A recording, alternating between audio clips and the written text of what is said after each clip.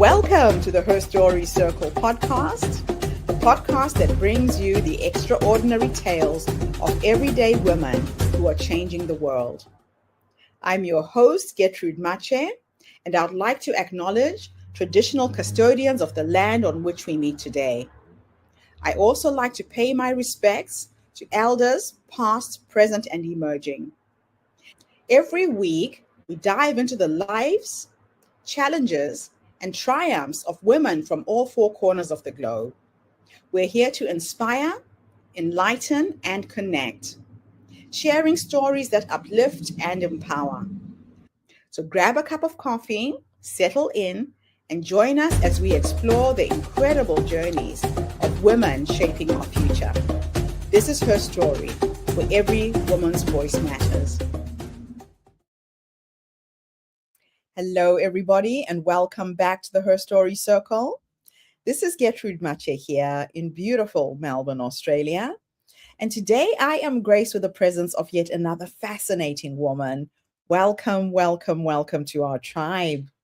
Please tell everybody your full name, where you're based, and share your story with us today.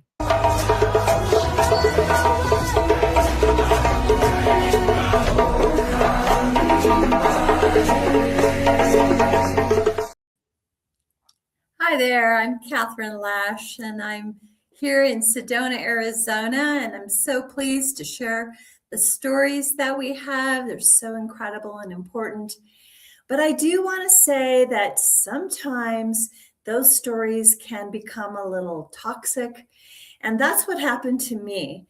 And so what I would like to share with you today is the day I gave my story to the ocean and reclaimed my life. So what happened with me is that I was 39 years old, and I was going through a divorce. I had 2 children after 20 years of marriage. Life the way I thought it was going to be and the way I envisioned it was gone. Everything felt shattered. I felt shattered.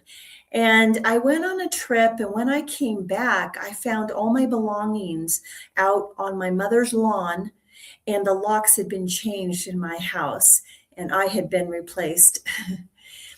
And boy, I tell you, with that whole situation going on, I created a story. And I gathered all the questions of why and how come and who's to blame. And I had a story that I told everyone.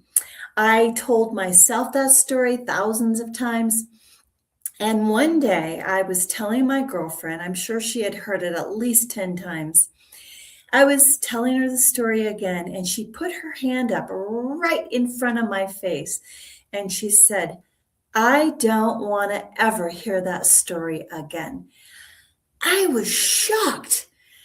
If I don't tell her, who can I tell? But the more I thought about it, I thought, she's right. I need to let that go. So I decided I was going to go to Hawaii, and I was going to give it to the ocean. I bought feathers and flowers and candles, and I wrote an angry letter, and I tore it to pieces. And I flew over to Hawaii, went down to the beach, set up my little altar there right next to the ocean. And I had all the flowers and the feathers and the candles and the angry letter right there on the beach. I walked in the water, stood about knee deep, and I was ready that day to just release it and surrender it. But wait a minute. A thought rolled in at that moment. And the thought was this story is so big. It is so important. It is so powerful. I need to tell this story. I need people to understand. And if I don't tell it, what in the world am I going to talk about? Am I going to talk about what I had for breakfast, or the next recipe I was coming up with, or the movie I saw last night? Because, all of that seemed really dull in comparison to my story. And right as I was standing there with this thought, a rogue wave came and slapped me in the face. And I thought, wow, even the ocean is telling me to let it go. Even the ocean is saying clear and cleanse. And I was going to, I was ready to. But then another thought rolled in. And that thought was, wait a minute. This story is the known. This is what I know. This is my life. This is my past. This is me. So if I don't have the story, what do I have? What will my future be? The unknown is very scary. The void, if I go into the void, maybe I'll go in a black hole and I'll never come out again. So maybe what I know is safer than the unknown. And while I was thinking these thoughts, another wave surged in and knocked me off my feet. And I stood up and I kind of giggled to myself. And, I had the picture in my mind of the dog that's chasing its tail and getting nowhere. And I thought, I too am chasing my tail, T-A-L-E, my tail. I'm getting nowhere with this. And I remember with the trainer coming into the dog and using a sharp to kind of shock the dog out of the pattern, the incessant barking or obsession with the toy. And the dog's like, wait a minute, I was doing something important here. Why are you breaking the what are you doing? But immediately the dog snaps out of it and goes to the present moment. Oh, this is okay. There's more important things to do here. There's food, there's sniffing things, there's grooming. I can't even remember what I was doing. I'm going to go to that, and becomes a dog again. And I giggled because I thought, that's me. That's what I'm doing. And I vowed, I am going to let this go. And I walked out of the water to my little altar there, and I said a prayer to the ocean, and I asked the ocean to take it. And I promised I would never tell that story again. And sure enough, she came, the feathers went flying, the flowers went floating, and the angry letter was gone. And I never told that story again. Even at the beginning of this presentation, that wasn't the story. I never told the story again. But I want to share with you 3 things that really helped me fully let go of the story, because that was just the first step. Step 1 is just acknowledging when your story has become toxic and is no longer serving you. In fact, you're reliving the trauma and you're torturing yourself. And also that it cannot be released through language and words. That's what I acknowledged that day. But step 2 was that, wow, I realized that trauma also lives in the body. And we can try to think it through, we can try to talk it out, but it is on a cellular level in our bodies. So we need that somatic release.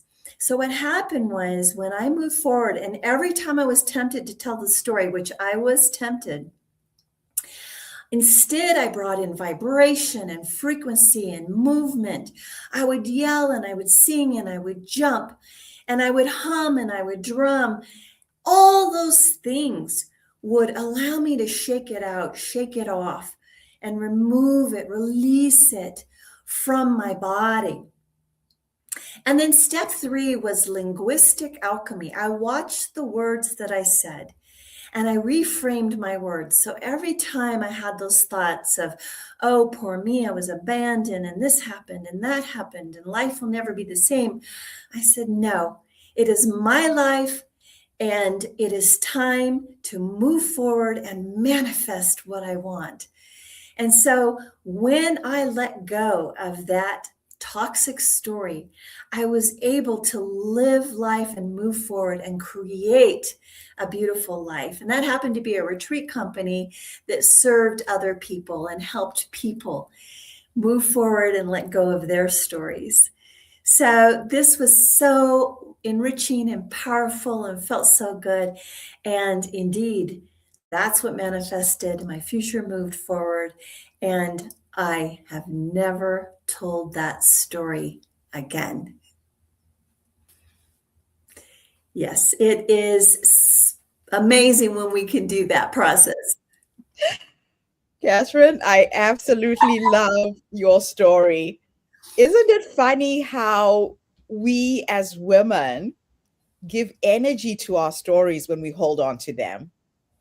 And you had a very good friend who thought, I'm enabling her. I'm not going to listen to this anymore. Either that or she was just sick of it. I don't know. Oh my gosh. But you going all the way to the beach and having that little ceremony, burning and letting go, releasing what you were holding on to is also very, very powerful. Yes, yes. It took more than that. But that was step one, is to acknowledge in that moment. And I like the ceremony thing because by actually having that step and that angry letter, it was so visceral instead of me just thinking, oh, I'm going to let go of my story. I actually the wind was blowing, feathers were flying, like it was very visceral. And the angry words were actually going out to the ocean and disappearing right in front of me. Yes. Now, what did it feel like when your friend said to you, I don't want to listen to this story anymore? Well, the first moment she said it, I really felt hurt and I felt kind of betrayed. But at the same time, I realized how much I had been repeating it and telling it and how I was stuck in that cycle. And to be honest, I was kind of getting tired of hearing it myself. And so really it was the timing because she had listened many times, but Yeah. maybe she sensed that it was time for me to let go and that even I was tired of it. So I really appreciated her doing that. So, why did you choose the sea? And what did that moment represent to you? That is such a great question because I thought to myself, how can I get rid of this story? If I'm going to do a ceremony, can I burn it? Shall I send it to the wind? Shall I put it in the water? I was thinking of the elements of the land because Yeah. the elements are some of the most powerful for, wind can carve rocks, water can carve rocks. I mean, when things go back into the earth takes it back. So all these things are so powerful. And so I was just thinking about those. And to me, the ocean is so big and vast and huge. And I knew in that moment, if a wave were to come, that it would just go. It just would take it all in an instant. Oh my gosh. So, can you describe what happened in that ritual as if we were standing there with you right now? Part of the reason too I chose Hawaii is because Hawaii is very feminine Mm. and the ocean is very feminine. And I just felt that resonance with, that feminine energy. And Mm. it was to have the sun on my skin and to have the sand under my feet and to stand in the water. It made this whole process so much more real and so much. So I would recommend that for people, not just to write in their journal, I'm going to let go of the story, or to Mm. think I'm not going to tell that anymore, but actually to go and do something, actually go to a location, prepare a ceremony. If you need to write a letter or whatever, and wherever it is, if you want to burn it or whatever you want to do with it, but actually go through that what I call a ceremony of release. And at our retreats, we do that. We start every retreat with a ceremony of release. So I Oh, wow. used that years later in my own company.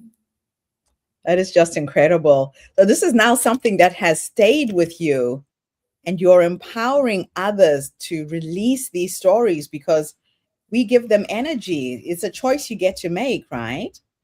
Right. And I mean, your podcast is all about her story, which is fantastic because when you have a transformation story where you have Yes. overcome and you have learned the lesson, then we're flying high because we all have stories and we all have trauma and we all have dysfunction. The real key here is what are you going to do with it? Yes. And how long is it going to take you? And that's the choice you get to make. That is the choice. So why do Absolutely. you think so many people become attached to their pain stories? Oh, that's a fantastic question. Yes. So that attachment, I think, because when we develop those quote toxic stories or those intense stories, it's Mm, usually because we have encountered something. We're in a transitional point. Someone has passed away, or are facing a divorce, or someone betrayed us, or we're feeling lost. We no longer have purpose. We lost our job, whatever it is. And we don't know what's on the other side. And we can be very fearful of, well, what's it going to be like now? And yes. because that happens and we don't have our footing on the ground anymore as to where we are headed, Mm, then we get a little unstable, and the story is the safe place, as even though it might be filled with anxiety and angst and pain and hurt, and it's still something that's known. It's the safe Amelia, place, yes. because what's out there is requiring you to forge a life and reinvent the self, and that's kind of how they start. And really, though, to what degree we attach to it depends on the tools we have, because if we don't have enough tools, we'll just take that story instead. And Yes. because what's under that story is kind of, it involves some questions like what happened, what could have I done better, what's happening on the other side, and why this happened, and all those questions are coming into play.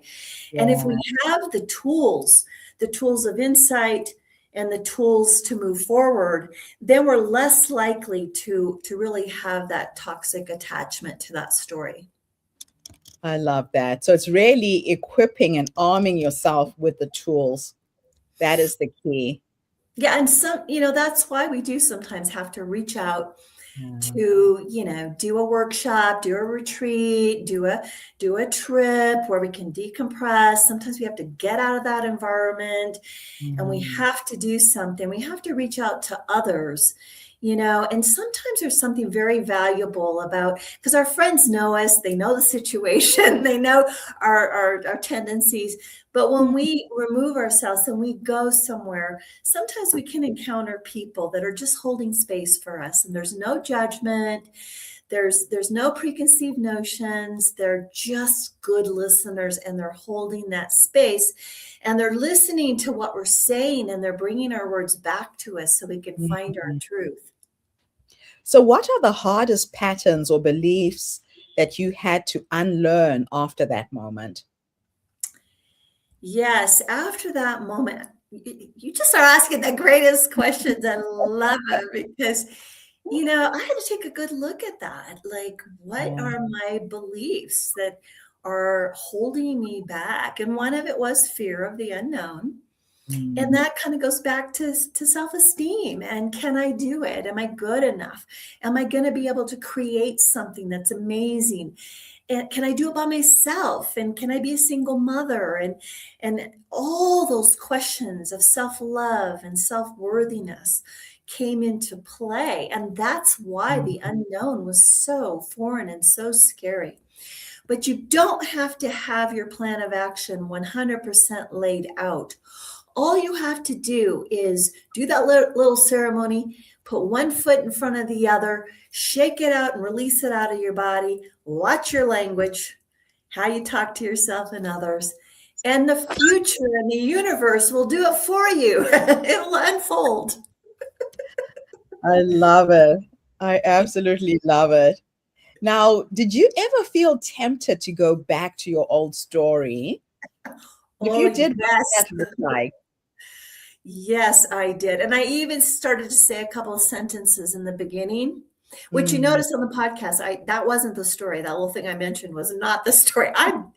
But I did in the beginning have a couple of sentences, and then I had to retract, like, oh, nope, nope, nope. go And back. yes, and it got to the point where absolutely not. I'm not even going to go there at all. That's amazing. So, how did this experience lead you to create your transformation program?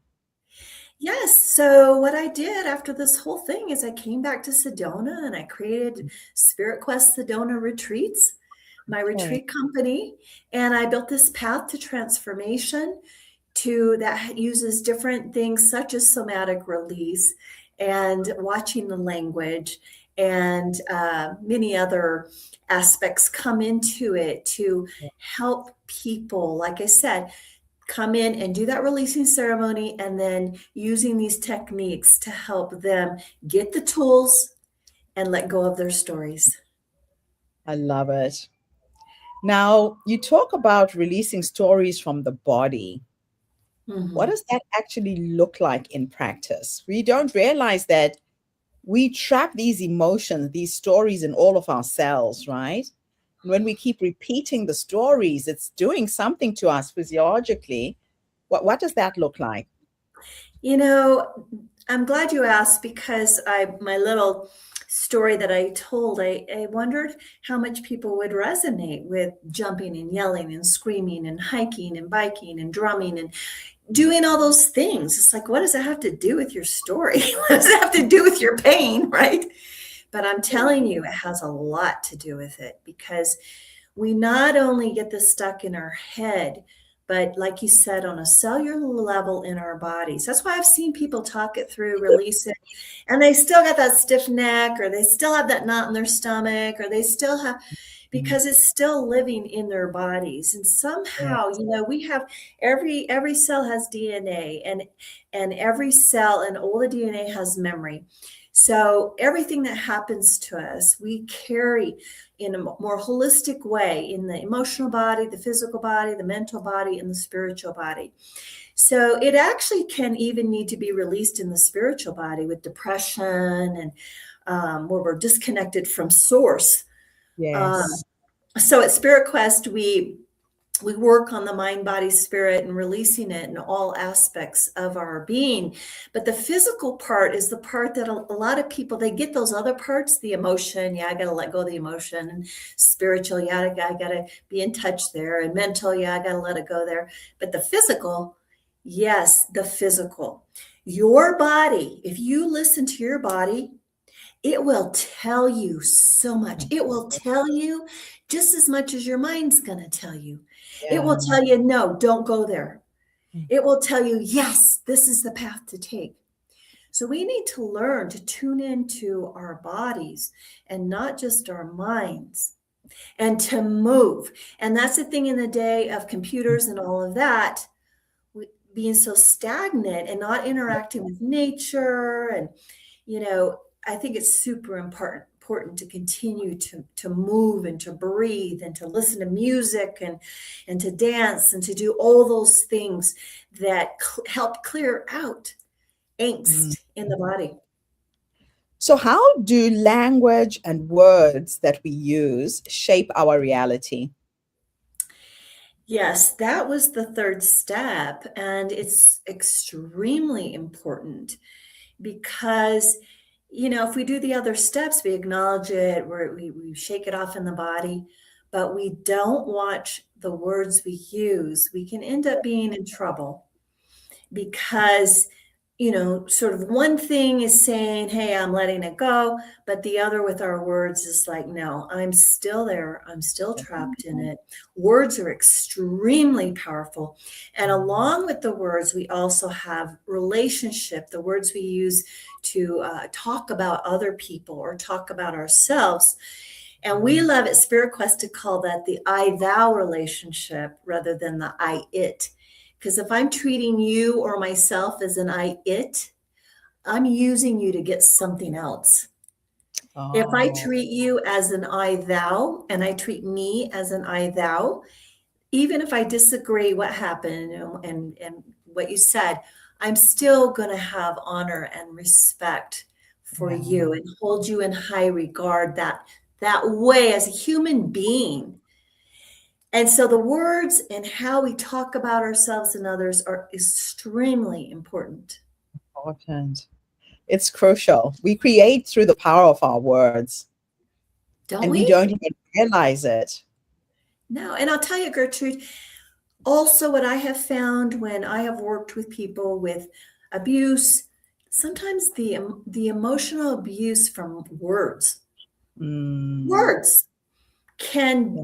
be just as horrific, if not way worse, than than anything any else. rock or stone or whatever, because Mm, you can throw a word or two at a person or a child, especially a child that's yeah. very innocent.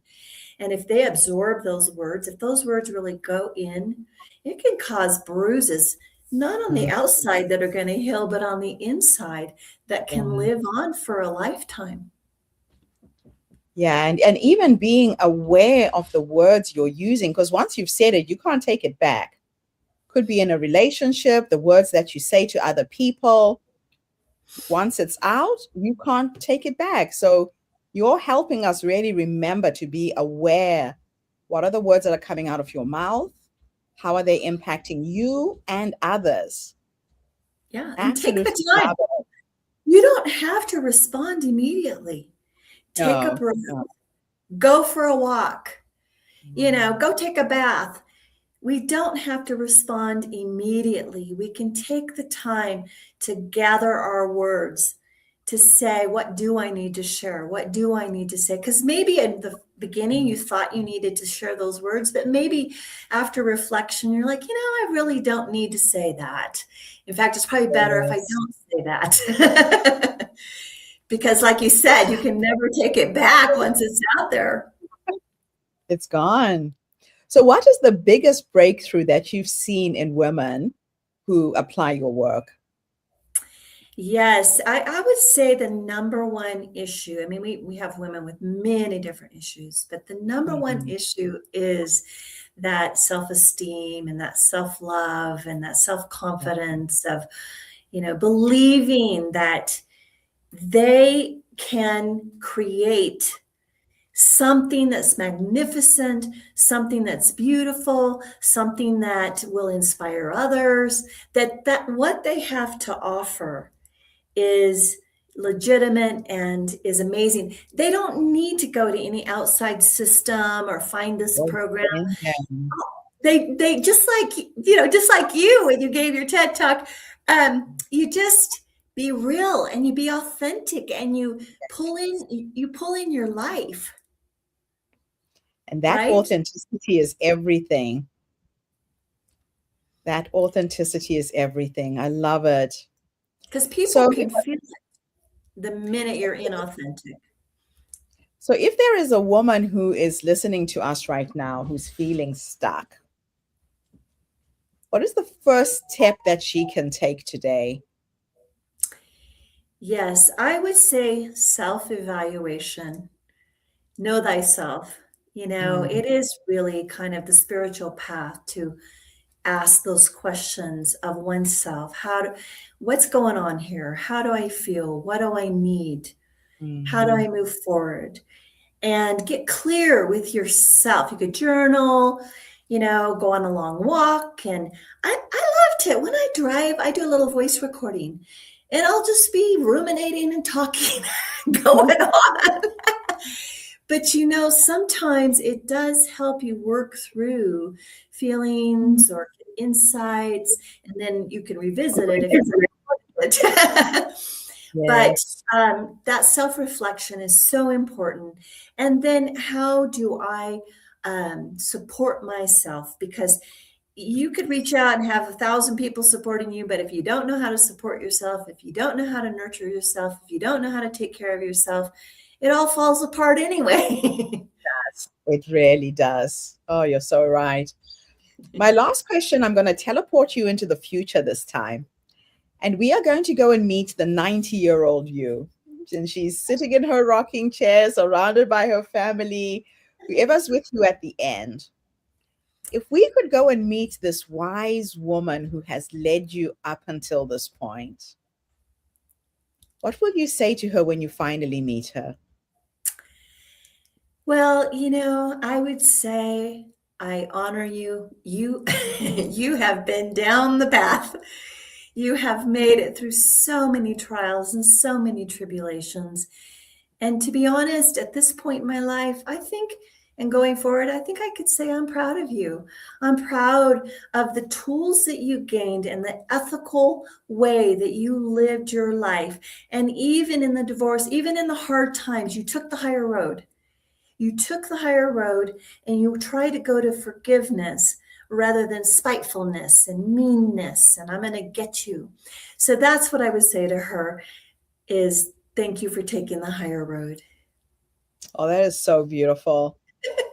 The reason why I like to ask women that question is a lot of women don't even realize that the wise woman is already in us, that she is that quiet voice that whispers, go left, go right, say yes, say no. But we don't trust her enough. Right. She's in us, she's with us. So I have a little game that I like to share that I play with who I am becoming. I have met this woman. I talk to her all the time. There are days when I go into my meditation, my prayers, and I will ask her a simple question like, so what is the next step? I'm stuck. And I sleep on it, right? Then I wake up in the morning and it's like a light bulb moment. I know exactly what to do next. Or I talk about what I'm going through with other people, and it's like a jigsaw puzzle. Each person brings me a piece to the puzzle and all comes together beautifully. But I think what you're reminding us is it's all inside. We have to go within for the answers. Yes, and validate that on a deep level, validate yourself. Absolutely. I love it. So, Catherine, how can people get hold of you? How are you supporting women? Tell us about your work. Thank you so much. Yes, so in Sedona here, we have retreats that happen 7 days a week. And we can put together a personalized program where it's built on your own intention, what you're going through. And that's the beauty of our retreats. That's what we're known for is everyone is personalized and built just for you. Now, then there's other programs. If you want to have a little more economic program, we have group retreats too, twice each month, where you can join a whole group. But either way, we have healing retreats, women's retreats, wellness retreats, shamanic retreats, spiritual retreats, healing retreats. We have those different modalities that can, if you're wanting to develop a spiritual practice, or if you're wanting to heal from something, or if you're wanting to step up your wellness in your body, we have a lot of different programs, even couples counseling. We do a lot of couples counseling. Nice. So. That is fantastic. Well, I've got your website at the bottom of the screen. If anybody out there is looking for support, looking for help, don't do it the hard way. Get somebody who can support you every Come step. here, we'll take you out on the red rocks and we'll do a releasing ceremony. I love it, Catherine. Thank you so much. And thank you to everybody who tuned in today. The Her Story Circle is not just a podcast. We're a social impact movement that brings you the stories and voices of women from all over the world. We share our stories to uplift you, to inspire you, to energize you, but most importantly, to help take you from where you are now to where you're trying to go. So if you are a woman who is stuck in her story and you see it and you need the support, reach out to Catherine. She's here to support you every step of the way. Or if you know somebody who needs this kind of help, please share this video, tag them, make people aware that this organization exists, because we all need support at one point in our lives. So I'll be back again tomorrow, everybody, with yet another amazing guest. In the meantime, have a fantastic day, morning, or evening, wherever you are in the world. And Catherine, thanks again for the interview. Thank you so much.